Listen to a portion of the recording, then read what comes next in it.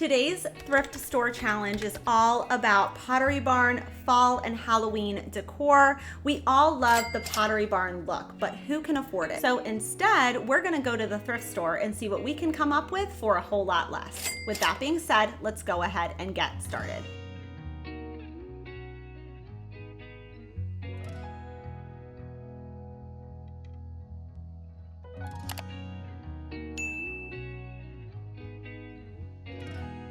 With fall and Halloween quickly approaching, this is around the time where Pottery Barn starts to release all of the pumpkins for the season. And there's so many beautiful options to choose from, but they often come at a very hefty price tag. And not only are they quite expensive, but they often sell out by the time most of us really start decorating for fall and Halloween.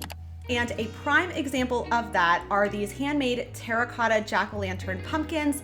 These sell out every year as we are in late August. The only size they have available right now is the small size. So over the summer, it was just kind of like the right place at the right time. I found someone had donated their entire collection of these kind of plastic pumpkins that light up. And I thought, these will be the perfect thing to try to dupe these viral jack-o'-lanterns that Pottery Barn sells every year. So to start, I didn't love that the lights inside were blue and green, so I decided to remove the light component and add my own lights later on. With all of the lighting removed, I then just went to the hardware store and I tried to pick a color that was similar to that terracotta light color. So I went with this Cider Spice by Behr. Mixed equal parts of the coloring as well as some mortar mix just to get that kind of gritty stone-like texture. I applied that mixture with first just one coat using a chip brush, and then I had to go in with another coat just because some of that really bright orange was still poking through. After the second coat dried, I needed to figure out a way to add that kind of whitewashed quality. It's important when you're trying to replicate something that you're paying attention to those small details because that will help you achieve a more similar look. Because these pumpkins will likely be going outside, I needed to figure out a way to add a whitewash kind of quality to them, but not something like chalk paint because those would probably just kind of wash off whenever it rained. So I used my storm paint that I had on hand and I just watered it down quite a bit and applied that using a foam brush and then wiped off the excess with a damp lint-free rag. With that part completed, now it's just time to add the lights. So I ordered these fairy lights off of Amazon. They were super affordable and they even come with a remote so you can turn them all on at the same time, which just makes it so easy and convenient. So I ended up finding 8 of these pumpkins at the Goodwill bins. They're each about a pound, actually a little less than a pound. Now popping over to Pottery Barn, if I had bought 8 of these terracotta jack-o'-lantern pumpkins from Pottery Barn, I would be spending almost $700. But by shopping secondhand at the Goodwill bins and then just painting and DIYing them, I was able to save a significant amount of money because to make all 8 of these, I spent less than $30.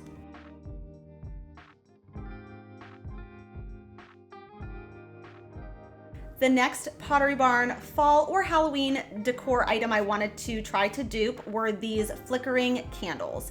And one of these candles in the smallest size is $89. And I've seen a couple people try to dupe these already and they keep coming from the top of the pumpkin. So I'm gonna give you guys a different kind of idea to maybe get a little bit closer to the look. So go to the bins, go to your thrift store and find just any kind of plastic or styrofoam pumpkin that has a stem that you can remove. And you can just save those stems for future projects or just toss them. And then for the tea light part, I ordered these off of Amazon that kind of have a flickering effect. And they also come with a remote, which makes, again, it's just more convenient that way. I would rather go this route than kind of the Dollar Tree route for this project. Just take your tea light and then flip your pumpkin upside down and then just remove a small piece at the top for the actual wick, the faux wick part to slide in, and then obviously the piece for the bottom, so then that way you can slide your tea light inside of there. And if you like the color of the pumpkins that you chose, then you can just stop here. But I wanted kind of a more natural approach, so I decided to just take the candles out temporarily so I could paint them outside. I just went in with one in brown, one in gray, and one in beige. I then just added a similar kind of acrylic coating on top just to give it a more mattified look. slid them through again, and this was the end result. For just under $10, I have 3 of these flickering tea light pumpkins, but it was done so affordably because I shopped secondhand.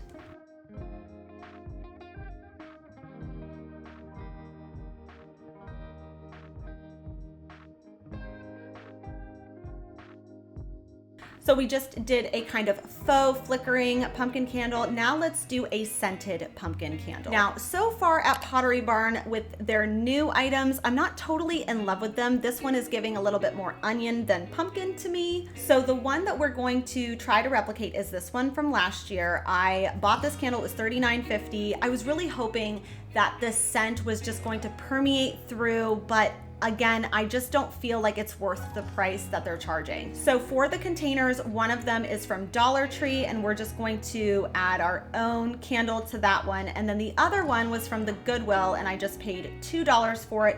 I mixed that same mortar mix with some black acrylic paint, and just to warm up that black paint, sometimes it pulls a little too blue, I just added a little bit of melted chocolate acrylic paint just to warm it up a bit. Same deal with the first project. We also needed to add some sort of a whitewash on top of it just to give it that kind of distressed look. And then for the stem, it kind of had a bronze color to it. So I took my oil rubbed bronze spray paint, sprayed it in a cup, and then just took a little detail brush, and then I just painted the stem. And I just kept applying both of those applications until I was happy with the overall result. So while I do still really love the look of the Pottery Barn candle better, I still think it's a major savings, and it gives you an overall similar look, but on a budget.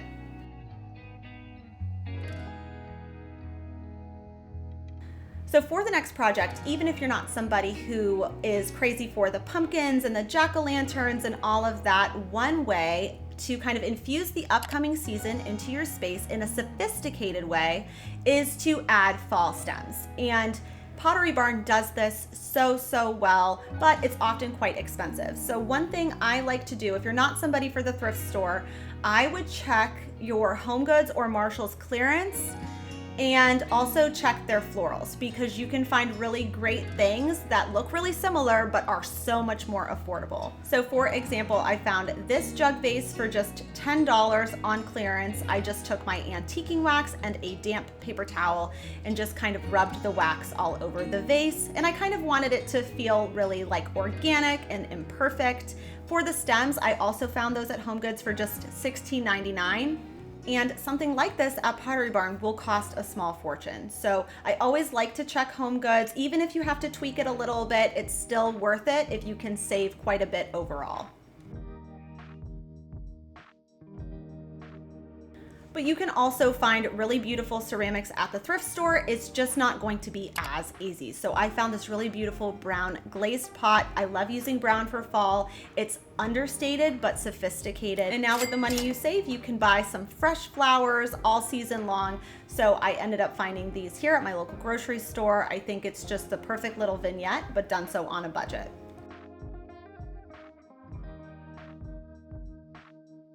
Another kind of seasonal item I find all the time at the thrift store are these little white ceramic pumpkins. And usually all they need is a really good clean, and they clean up really nicely with just a magic eraser. I do have a question for you guys though. I want to know if these are food safe, or how would I know if they were food safe? But until I know that answer, I'm just gonna err on the side of caution and just use them for florals or like a candle maybe. Or I thought about just adding like some sort of a tray to the top of it and then making it food safe kind of in that way. So any information you guys have on it, just leave me a comment down below. Next up is all of the wooden decor. So all of your serve boards, your wood bowls. These pieces are of course beautiful, but again, just a little steep for what they are, especially when you can find really great pieces at the thrift store. For example, most recently, I ended up finding this cutting board here at the bins. It was just a few dollars. It was in really good condition. There were a few scratch marks on it, but nothing that couldn't be buffed out with some sanding. I clamped the cutting board down to some scrap wood on my sawhorses, and then I just took some 180 grit sandpaper to both the front and the back as well as the sides until it was completely smoothed out. and it cleaned up so beautifully. I like the color of it better now because it matches my floors a little bit better, and it was just a few dollars.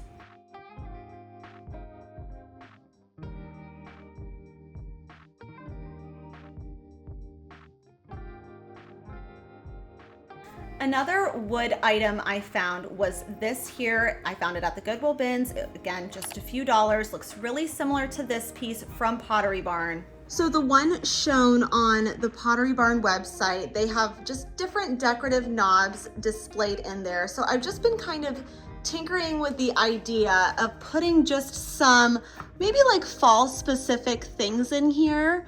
I always collect different potpourris if I see them at the bins or even just my local thrift shop. And I thought about just like putting a few items in here that were kind of a bit more fall specific.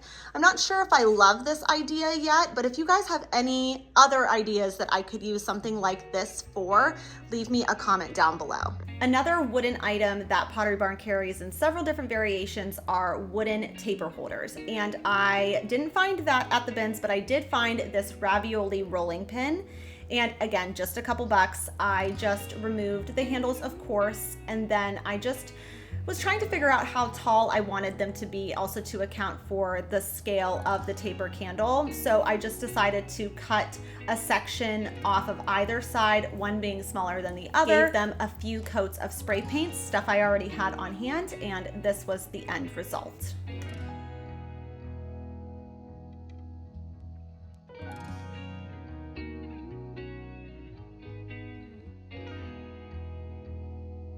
With all that being said, that really wraps it up for today's video. Thank you guys so much for watching. Let me know down in the comments which hack or project was your favorite this week, and I will see you guys next Sunday. Bye for now.